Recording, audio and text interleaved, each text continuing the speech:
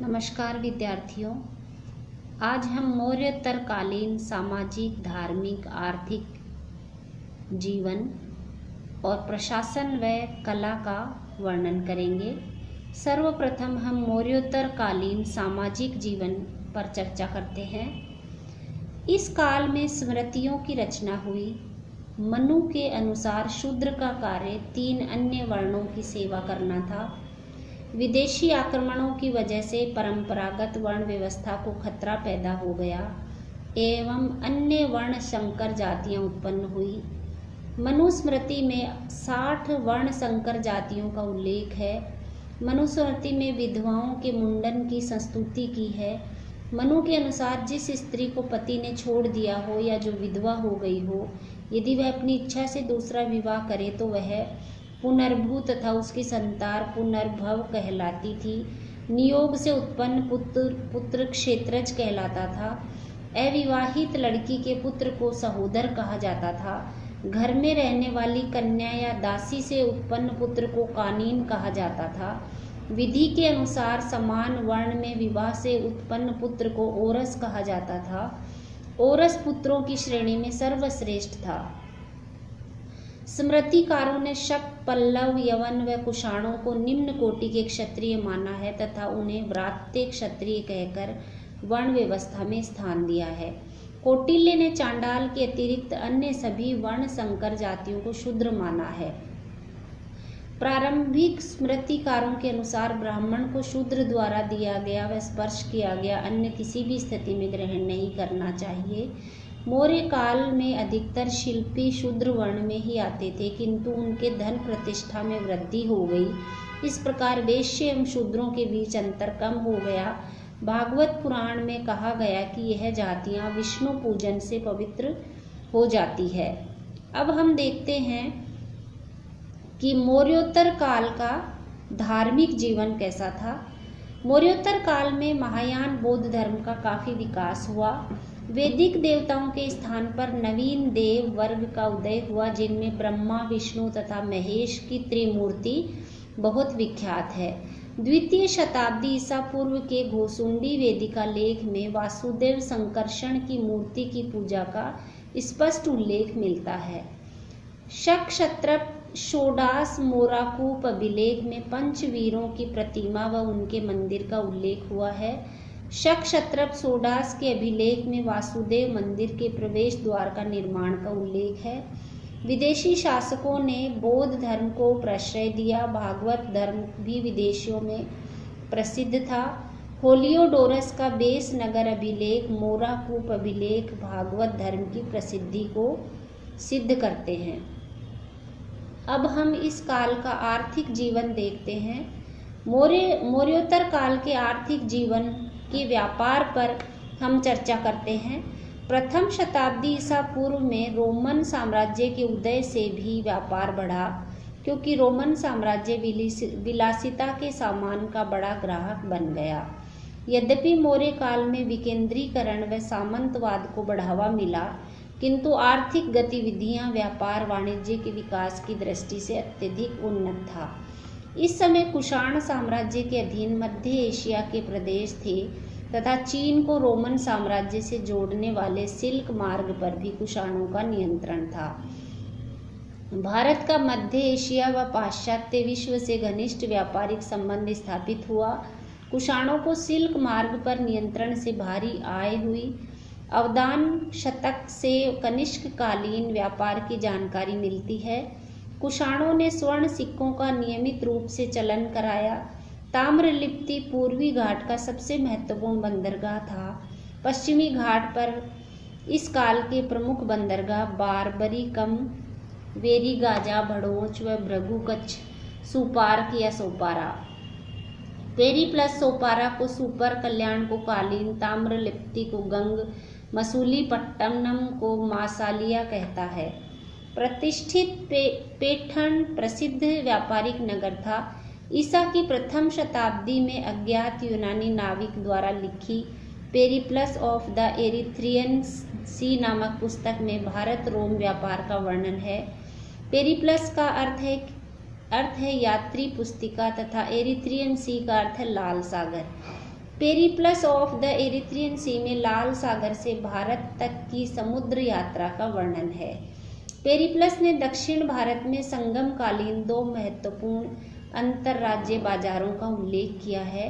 प्रतिष्ठान एवं तगर पश्चिमी तट का सबसे महत्वपूर्ण बंदरगाह बेरी गाजा भृगु कच्छ था।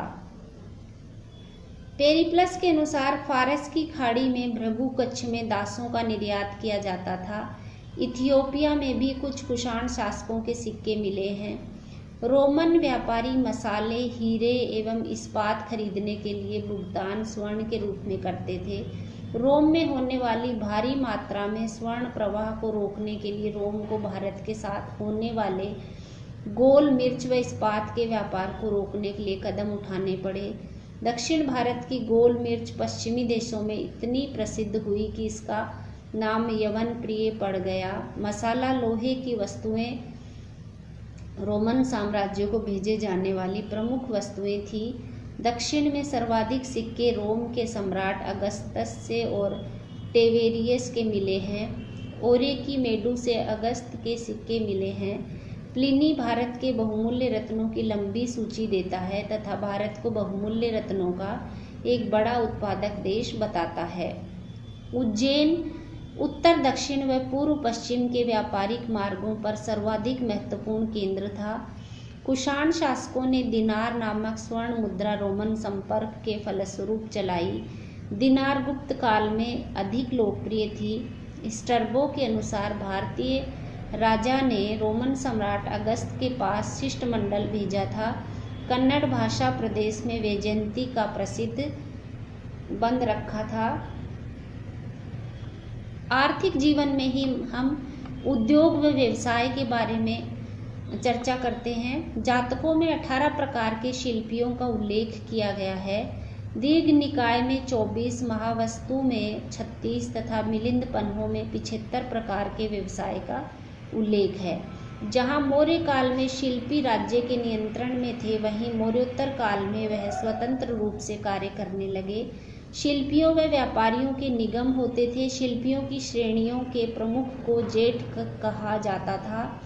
श्रेणी निगम, कुलिक निगम, पुग, सार्थ आदि व्यापारिक संगठन थे।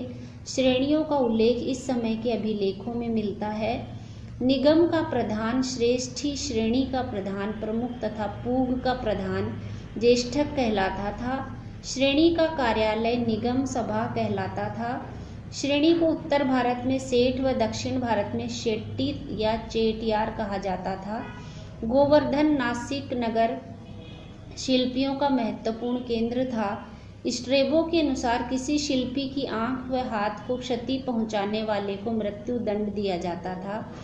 उरे युवर से प्राप्त स्थानीय मलमल के कपड़े का नाम था अरे गुरु। श्रेणियों के पास लोग निधि के रूप में धन जमा कराते थे। मौर्योत्तर काल में सर्वाधिक प्रचलित सिक्का कारशापण था। सूती वस्त्र उद्योग सर्वाधिक महत्वपूर्ण उद्योग था। उरेयूर और अरिकमेडू सूती वस्त्र के प्रमुख केंद्र थे। अब हम देखते हैं मौर्योत्तर कालीन प्रशासन। कुषाणों के लेखों में दंड नायक व महादंड नायक जैसे पदाधिकारियों का उल्लेख मिलता है। संभवतः वे सैनिक अधिकारी थे। मथुरा लेख के अनुसार कुषाण काल में ग्रामों का शासन ग्रामिक द्वारा चलाया जाता था। कुषाण शासक देवपुत्र के अलावा शाही व शाहू नवासी की उपाधि धारण करते थे। सातवाहन शासक मौर्य प्रशासन से प्रभावित था।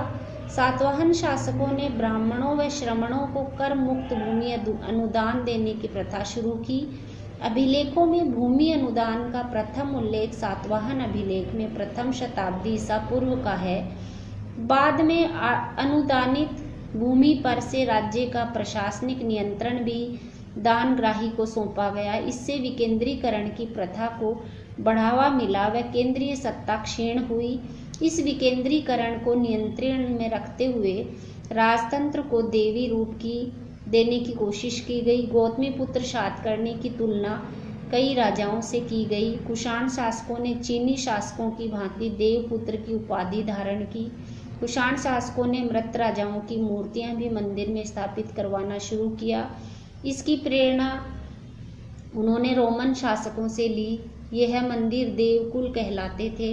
कुषाणों ने भारत में द्वैध शासन की प्रणाली शुरू की। शक पार्थियन शासकों ने संयुक्त शासन की प्रथा शुरू की। इस युग में युवराज राजा के काल में ही सत्ता में बराबर भागीदार होता था। शक कुषाण काल से प्रशासन में सामान्यीकरण की प्रक्रिया शुरू हुई। सर्वप्रथम अश्वघोष प्रथम शताब्दी ईस्वी में बुद्ध चरित्र में सामंत शब्द का प्रयोग जागीरदार के लिए करते हैं। अंत में हम देखते हैं मौर्यकालीन कला, मौर्योत्तरकालीन कला। मौर्योत्तर काल में कला को प्रेरणा बौद्ध धर्म व यूनानी प्रभाव से मिली। हिंदी यूनानी शासकों ने भारत के पश्चिम उत्तर सीमा प्रांत में यूनान की प्राचीन कला चलाई, जिसे हेलेनिस्टिक आर्ट कहते हैं। भारत में गंधार कला इसका उत्तम उदाहरण है। मूर्ति कला की दो शैलियां विकसित हुई, गांधार कला और मथुरा कला शैली। गांधार कला शैली को इंडो ग्रीक शैली भी कहा जाता है। इसका विकास कुषाण काल में हुआ। इस कला की विषय वस्तु बौद्ध किंतु निर्माण का ढंग यूनानी था। गांधार शैली में काले रंग के सलेटी पत्थर का प्रयोग हुआ, जबकि मथुरा शैली में लाल बलुआ पत्थर का प्रयोग हुआ।